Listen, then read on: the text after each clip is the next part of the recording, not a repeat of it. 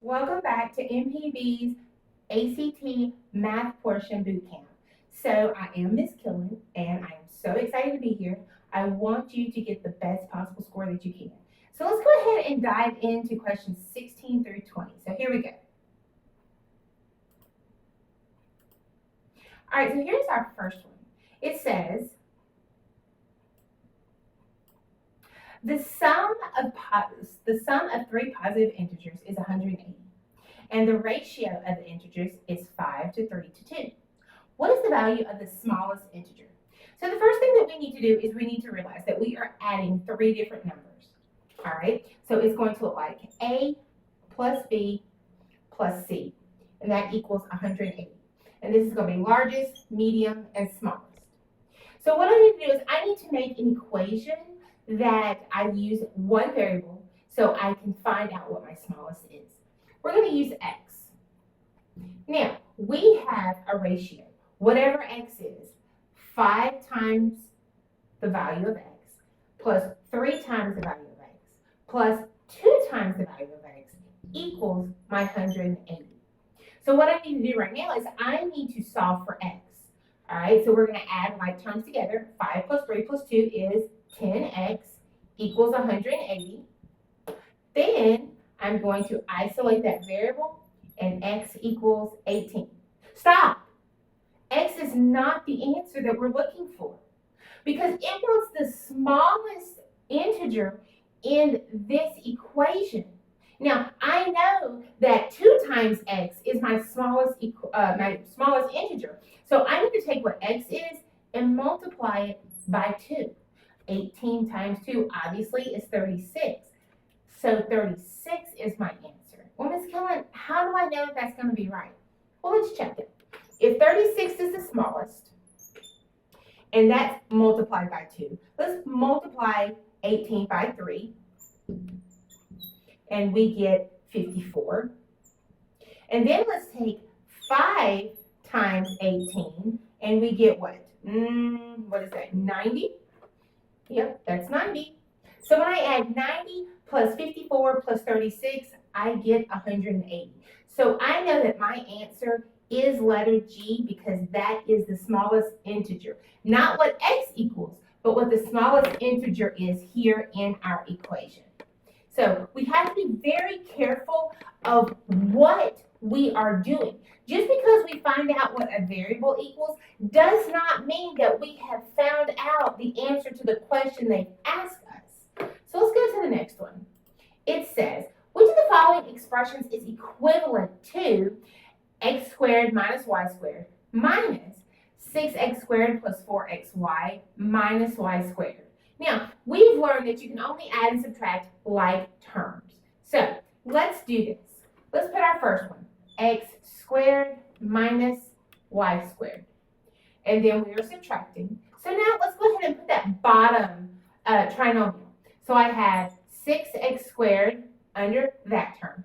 I don't have any term in my first binomial that has x and y, so I can go ahead and put a 0 up there for a placeholder. Because when I add 0 to that binomial, it doesn't add a value. All right, so then I can go ahead and put that 4xy minus that y squared. So every single term is lined up with the correct term above it and below it. So now let's just go ahead and subtract. So I have an understood 1. 1 minus 6 is negative 5x squared. 0 minus a positive 4xy would be minus 4xy. And then negative 1 minus a negative 1. Now when I subtract a negative, it's just like what? It's just like adding. So negative 1 plus 1 is 0. So here's my answer. So my obvious answer for this question is going to be letter A. We need to make sure that we're understanding I can only add and subtract like terms. And when I'm missing a term, I can always put a 0 there for my placeholder. Good job. So while I'm erasing this, let's go to our next problem and see what we've got. All right, it says, given that I equals the square root of a negative 1, what is the square root of 9 plus the square root of a negative 16? All right, so again, I equals the square root of a negative 1. So then it's telling me it wants me to take the square root of 9 plus the square root of a negative 16. Well, it's kind of hard to do those square roots, so could we maybe pretty up the numbers? We can. What is the square root of 9? It's 3. All right, now I can take the square root of 16, negative 16, and I can factor some things out. I know the square root of that negative is I. And I also know that the square root of 16 is 4. So I can say that the square root of negative 16 is 4i. And that's as far as I can get because I cannot add that real number and that imaginary number. So my answer for this question is going to be J. Good job, guys. Remember, a square root of a negative is always going to be an imaginary number. All right, so let's look at our next one. Now, our next one is going to be something of a calculator skill. So go ahead and get those calculators out as I read you the next possible question. It says the first 5 terms of an arithmetic or an arithmetic sequence, that's the key, an arithmetic sequence, are 7, 21, 35, 49, and 63. Let T subscript N represent the nth term of the sequence. What is the value of T subscript 25? All right, so I've got 7 as my first term. I've got 21 as my second term. 35 as my third term. 49 as my fourth term. And then I have 63 as my fifth term. So here's my sequence. So what I'm going to do is I'm going to pull up this calculator. All right, I'm going to put it over here in front of me so you can see the question and the calculator. So here we go. Let's go ahead and pull this up. So this is what our calculator looks like. So the first thing I'm going to do is I'm going to put in this sequence into a list. So the first thing I'm going to do is hit stat, and I need to edit a list. So I'm going to hit a number 1. Now, my first list is going to be what my terms are. So I've got 1, 2, 3. Let's take that subtraction. There we go. 4 and 5. So then I'm going to scroll right after I press enter. I'm going to scroll right, and now in this list 2, I'm going to put my numbers. 7, 21, 35, 49, and 63. All right, so I have my terms and I have what they are, what my terms are. So the next thing I'm going to do, once I have put my terms and the numbers in, I'm going to go second quit and go back to my regular screen. Now I need to build my equation. So I'm going to go to stat. I'm going to scroll over to calculate. Now, it's an arithmetic or an arithmetic sequence. So I know that's linear. So I'm going to go down here to a linear regression and go to number 4, my linear regression. I'm using list 1 and 2. So I'm going to press enter, enter. I want to store it and I want to calculate. So I have this. So let's go ahead and write this down for a minute. I have AX plus B is what I'm going to use. It tells me that A is 14 plus and B is negative 7. So this is what I'm going to use to find my 25th term, 4x plus 7. All right, so let's go back and hit our second quit since we've got that information. Looking for this 25th term. So now I'm going to go to my list. I'm going to go to second list. The reason I'm hitting second first is because it's blue. I'm going to scroll over to ops or operations. And now I'm going to go to number 5, which is sequences. So I'm going to press enter. Now it wants my expression. So this is where I'm going to put my expression. I'm going to put 14x plus negative 7 I'm going to press enter. It asks me for my variable, so I'm going to put an X. It wants to know where I'm going to start. So just so we can see this is the exact expression I need to use, I'm going to tell them to start with the first term, and I'm going to end it with the fifth term. And I want to go in steps of 1, and we're going to press paste. Okay, here's my expression. We're using X. We're starting in the first term, going to the fifth term, doing 1.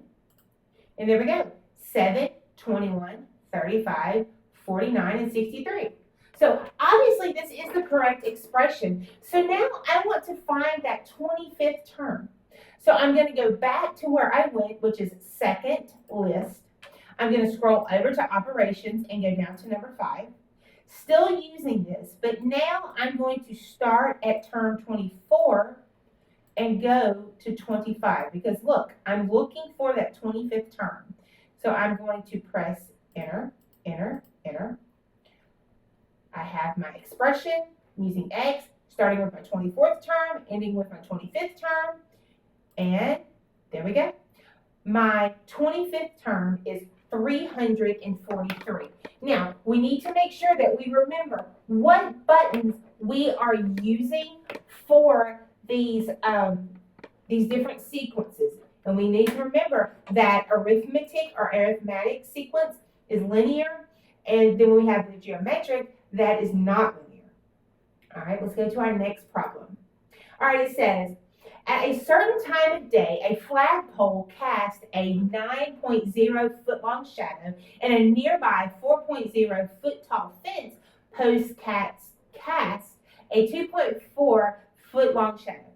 Given that both the flagpole and the fences are vertical to the ground and their own level, what is the height in feet of the flagpole? So here we go. Let's look at this one.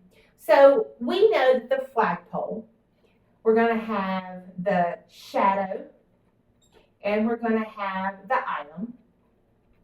So let's look at this. We have got my shadow of my flagpole is 9 feet, but I don't know its actual height. Now I have my fence, all right, and my fence we said was 4.0, and the shadow, excuse me, I put that in the wrong place, the item or the fence is 4.0, and the shadow is 2.4. Now, these are proportional. So we need to make sure we understand what this missing item is, how tall the actual flagpole is. The way I'm going to do this is I'm going to cross multiply and divide. So I'm going to cross multiply, which is going to be 36, and then I'm going to divide by 2.4. So that's a simple calculator skill. I'm going to take 36 divided by 2.4, and I get 15 feet as the height of my flagpole. So my answer is H. So this is a simple skill. I think we learned this in 8th grade. If you remember that we're going to have those essential skills that we must know before we get into these high school mathematics. So this would be one of those essential skills. The only way that we're going to really get good at these essential skills is what? Practice, practice, practice. Guys, I can't stress that enough. The more that we practice these math concepts, the better we will be at these math concepts. So, as always, make sure you're practicing, practicing, practicing, and I will see you on next episode.